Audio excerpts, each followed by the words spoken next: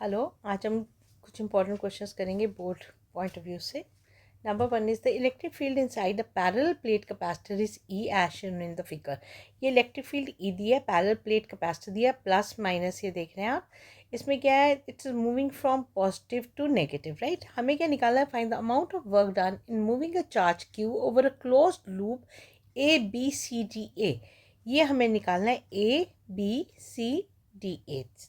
अब इसका सोल्यूशन क्या है, since E is moving from positive to negative, तो जो एफ का फॉर्मूला होता है q into E, that is in the downward direction. अब जो टोटल डब्ल्यू होगा वो चारों पार्ट्स के लिए होगा, A B B C C D and D A. हम इसको चार पार्ट्स में स्प्लिट करेंगे। अब जो डब्ल्यू ए बी है that will be equal to, W क्या होता है, and that will be equal to q E into ये इसकी arm length A B plus इस तरह q into B C, q into C D and q into D A. अब आप यहाँ देखेंगे जो ए बी है वो इस फील्ड के परपेंडिकुलर है, तो यहाँ कॉस 90 डिग्री हो जाएगा। बी सी जो है वो पैरेलल है, it will be 0 degree. Again C D it will be cos 90 degree, और ये A D it will be 180 degree, क्योंकि ये इसके ऑपोजिट डायरेक्शन में है, इसलिए कॉस 180 डिग्री। तो ये 90 डिग्री वाले दोनों कंपोनेंट्स तो ज़ीरो हो जाएंगे। आपके पास रह जाएगा एक तरफ क्यू ई बी सी ये कॉस ज़ीरो वाला, और एक कॉस 180 डिग्री वाला माइनस साइन में। सिंस बी सी और डी ए बराबर हैं, सो ये अल्टीमेटली कैंसिल हो जाएंगे, तो zero. So no work will be done in this closed loop A, B, C, D, A. Next question.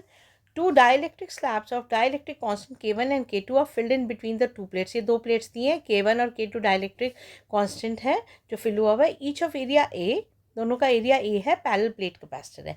अब जो ये A है ये K1 और K2 में आप बराबर स्प्लिट कर सकते हैं, A/2 दोनों में आ जाएगा। हमें पता है C का फॉर्मूला क्या होता है, C का होता है epsilon not K A by D. पर यहाँ पर हमारे पास क्या है, ए अपॉन टू है, तो हम इसमें दोनों साइड्स A/2 ले लेंगे। एप्सिलॉन नॉट के ए अपॉन डी फॉर्मूला होता है, तो ए की जगह A/2 ये दो हमारे आगे। अब ये दोनों ये है हमारा पैरेलल प्लेट कैपेसिटर, पैरेलल में कैपेसिटेंस में ऐड होते हैं, तो इन दोनों को आप प्लस करिए, you will get the answer. Next question is 4 capacitors are connected as shown in the figure. यहाँ पर आप देख रहे हैं 4 कैपेसिटर्स हैं, ये 5 माइक्रोफैरेड, 10 माइक्रोफैरेड, 15 माइक्रोफैरेड और 30 माइक्रोफैरेड। ये जो है ये देखिए ये टर्मिनल ब्रेक हो रहा है, यहाँ है, यहाँ है, यहाँ है। ये चारों आपके जो है ये पैरेलल में है।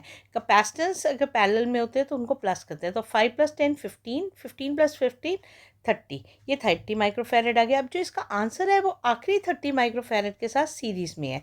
तो सीरीज़ में क्या फॉर्मूला होता है, ये पहले का, ये इन सब का रिजल्ट, यहाँ तक का जो रिजल्ट है ये आ गया आपके पास 1/30 + 1/30, नेक्स्ट का ये वाला जो है ये 1/30 है।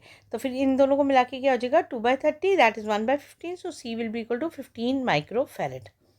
Next question, 3 resistances of 30 ohm each are connected to form a triangle.